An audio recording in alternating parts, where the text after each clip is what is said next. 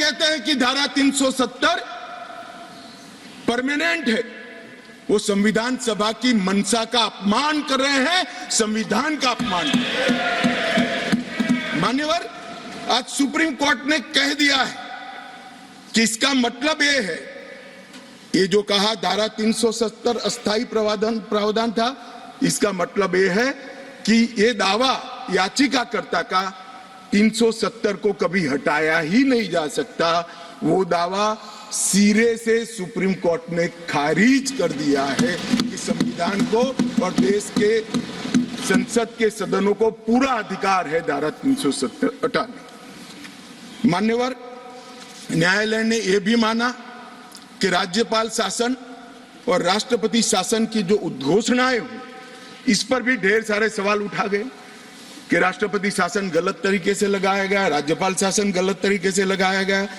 इन्होंने भी, supreme court ने यह भी माना कि राज्यपाल शासन और राष्ट्रपति शासन की उद्घोषणाओं को चुनौती देना ठीक नहीं है, ये पूर्ण रूप से संवैधानिक प्रक्रिया के तहत। मान्यवर, अनुच्छेद 370(3) में जो प्रावधान है वो संविधान सभा ने ही तय किया है।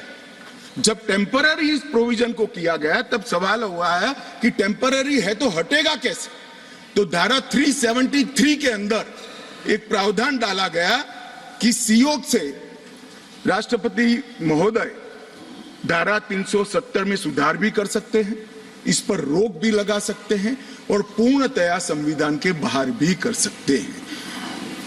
राष्ट्रपति का जो आदेश था, तत्कालीन राष्ट्रपति का 5 अगस्त 2019 का आदेश सीओ था, इसके माध्यम से राष्ट्रपति जी को पूर्ण अधिकार है अनुच्छेद 370 का संचालन बंद करने का। ये भी आज सुप्रीम कोर्ट ने सर्वानुमत से होल्ड कर दिया है, उसको उस पर मोहर लगाई। इस आधार पर याचिकाकर्ता ने एक तर्क दिया था। याचिकाकर्ता कौन है वो तो सभी लोग जानते ही हैं, सभी लोग जानते हैं, मैं कोई नाम देना नहीं चाहता। नहीं, नाम देकर क्या करेंगे, यही बोले ही है वो, तो इसमें कोई एक्सपोज करने जैसी बात नहीं।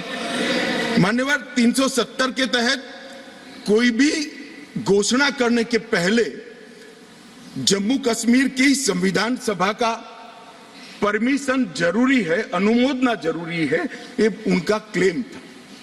और उसको क्लेम को एक्सटेंड करते हुए आगे ले गए, क्योंकि अब तो जम्मू कश्मीर में संविधान सभा है ही नहीं। तो इसका मतलब ये हुआ कि जम्मू कश्मीर की संविधान सभा के परमिशन के बगैर धारा 370(3) के तहत कोई एक्शन नहीं लिया जा सकता और संविधान सभा समाप्त हो गई है, इसलिए धारा 370 परमानेंट हो गया।